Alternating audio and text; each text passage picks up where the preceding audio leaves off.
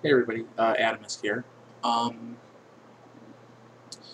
Today, Salamancer from XTV posted on TeamFortress.tv a forum question, and I think it's a very interesting one and definitely worth talking about.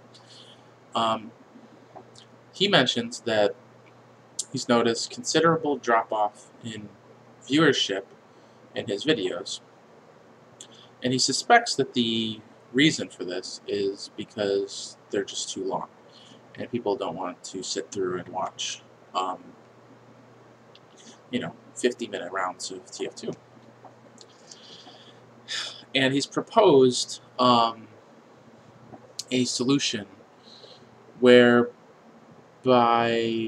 5 control point maps get changed into 3 control point maps, mid-fight and 2 last points on either side. And with the rules the same, but obviously the map's designed to reflect the changes in terms of like spawn points and spawn times. This will make the game shorter and easier to watch, and it will increase TF2's potential as a spectator sport. And a lot of people are drawing parallels to StarCraft 2. And StarCraft 2 is a fantastic game. It's one of my favorite games to watch. I think I got to like low diamond when I laddered in StarCraft 2 for Wings of Liberty. It's a terrific game. Fantastic. Love StarCraft. And there's a few reasons that can't really be emulated for its success, but we can pinpoint some things that StarCraft does right that we can maybe bring to the table in TF2. And first of all, let's address the I have to cut here.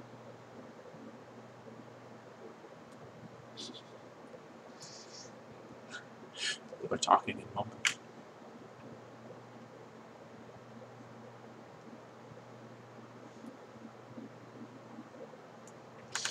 Okay, so let's address the issue of our TF2 games too long. From a spectator standpoint, I think they are kind of too long. Especially when you get into those like best of 3, best of 5 series, and each match could last like an hour. It's kind of too much. And I think Vanilla TV has it a little better, or rather the Euro scene in their setup. How their 5 control point works is that it's a half-hour game, and there's no maximum cap, but there's like a mercy rule. If one team gets 5 rounds ahead of the other, then they call it. And so there are a lot of advantages to this. First of which is scheduling. Like especially in like a tournament, it is extremely easy to predict when the next match will start to cast. If you get these half-hour blocks for each match. And this makes it really easy for a spectator who wants to watch streams. Like they can look at the schedule and see, okay, the game I want to watch happens after these 2 games, so I know it's going to start in an hour. Simple.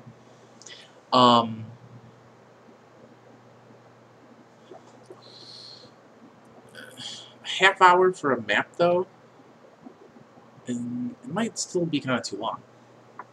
A StarCraft game can last anywhere between like 6 minutes and an hour. But often it comes down to about 18. It's about 18 minutes for a StarCraft match for a map. Often in tournaments you'll be watching like best of 3s at least. So that way like each player gets to play against each other for about an hour.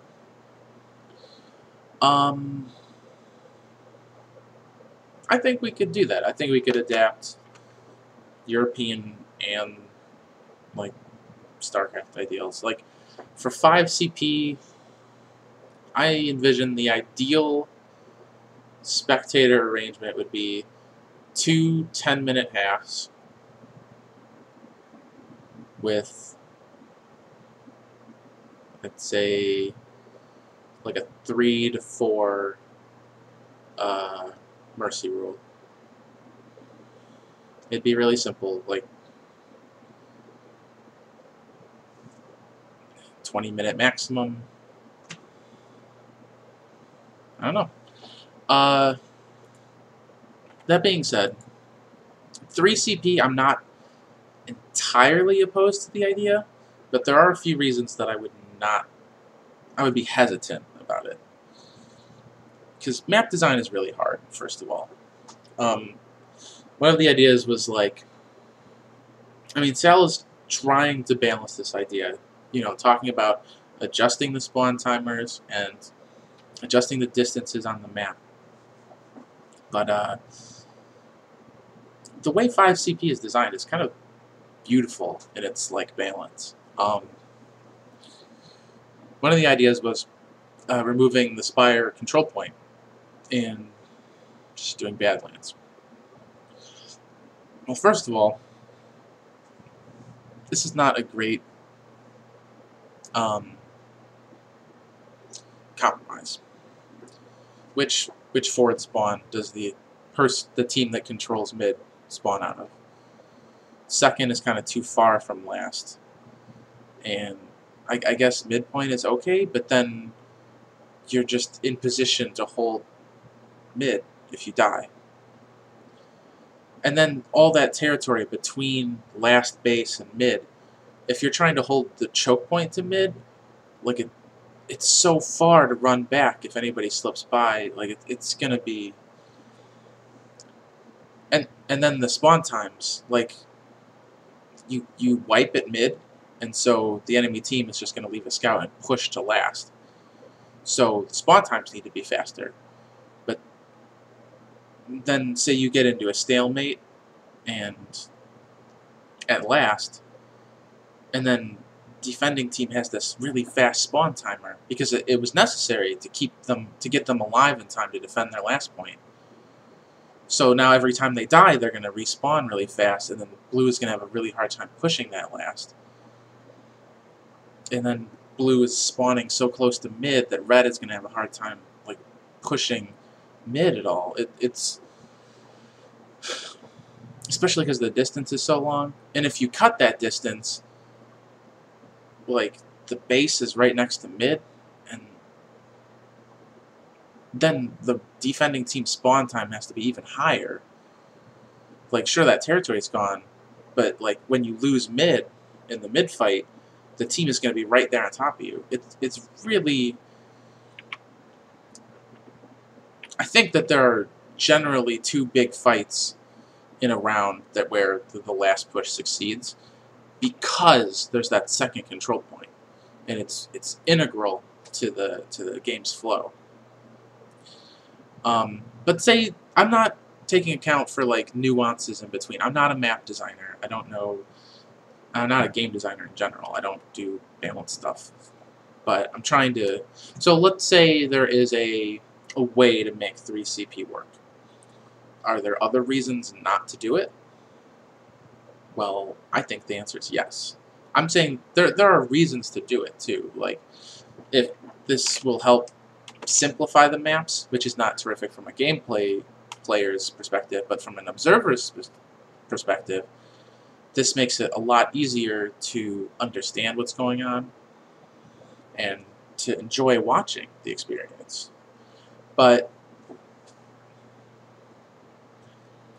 say we integrate 3CP into the map pool. Salamander proposes having a 3CP tournament, a design tournament and then a competition based on using these maps and learning them. Say it gets integrated and it's the new 5CP. 5CP is gone. Well, what does that do? Well, first of all, it throws out all the accumulated knowledge of Sixes players on every standard map. You have to relearn 3CP. Everybody is going to be at the beginning. Sure, there's going to be the differences in DM, but all that game sense that you used to have, all that like acquired knowledge, it's out the window. You have to relearn control points because the game is going to be fundamentally different. The meta will change if you make this change. Um, change is not always bad, but it, I don't know. It's I think that 2 scouts and a demo man and 2 soldiers is not going to be the meta anymore. It wouldn't make sense to do so if on a completely different map. Those classes are the choices specifically because they balance power and the ability to traverse fast distances. Like movement is going to be way less important in 3CP. It just has to be intrinsically in its nature. Just like because movement is so less integral to attack defend, it's not as important because the maps are more static.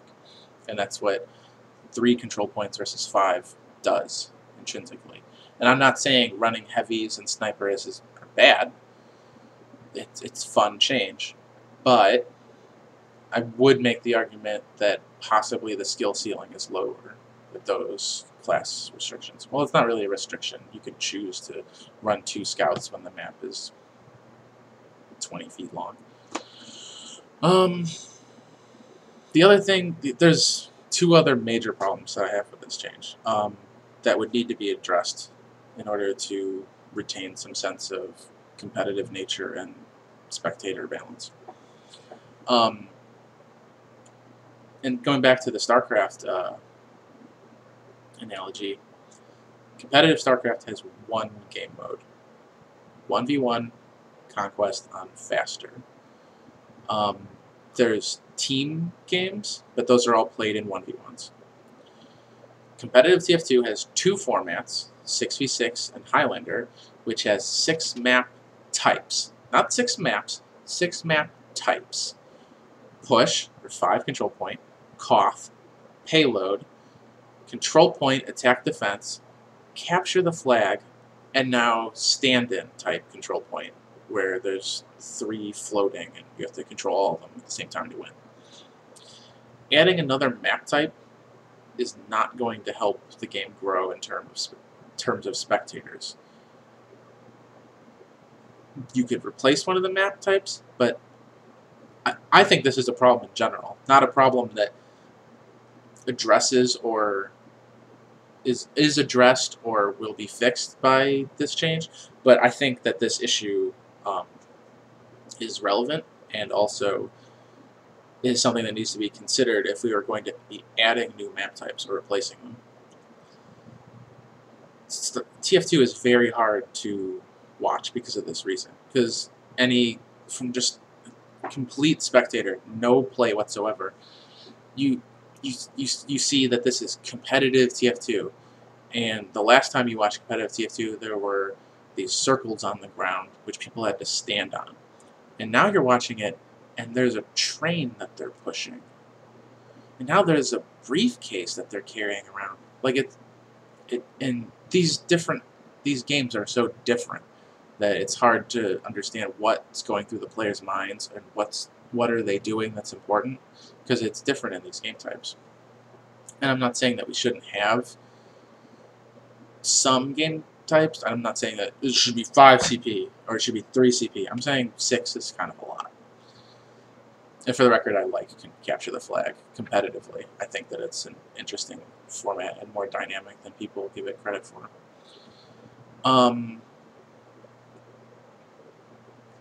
The last thing I want to address is that this is a change that would be custom maps. It would not be done through Valve.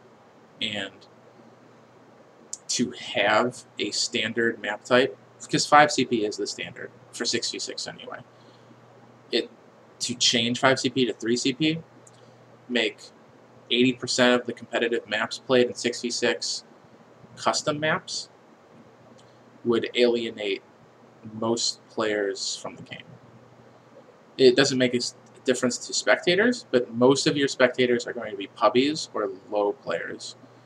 And pubbers generally play stock maps. And 5CP is already one of the least popular stock map types for public servers. And this compounds the issue of that I spoke about before about spectators like gathering what's going on. Every StarCraft competitive map is in the ladder and released by Blizzard. In the first couple seasons, like they made custom versions of, or like fixed versions of stock maps, but Blizzard like immediately adopts those. Like for the next ladder season, they are interested in what their competitive scene is, how they want to play. And so they've completely changed their map pool in the ladder system, and now people are, two base strategies work. And I'm not going to go into the StarCraft meta. Point is that the average StarCraft player can pick up the box, install the game, go, oh, the ladder. They know the maps that the competitive players are playing, and then they go to watch competitive games, and they see how competitive players use those maps, what strategies they're running, and it's really easy for them to relate what they do to what the pros do. And that's part of what makes watching TF2 or competitive games interesting, is that they're doing what I want to do, and that's not gonna be helped by making all these custom maps that you only download from the competitive leagues websites. These are hurdles that would need to be jumped in order to make this work. I'm not saying it's an unworkable solution, but I think modifying the rules to make the stock maps more accessible to an audience in terms of spectating competitive games would be more beneficial for the community in terms of growth. Well, I guess I'm going to upload this and post it on the forum as my 2 cents. I look forward to seeing what you guys think of this. See ya.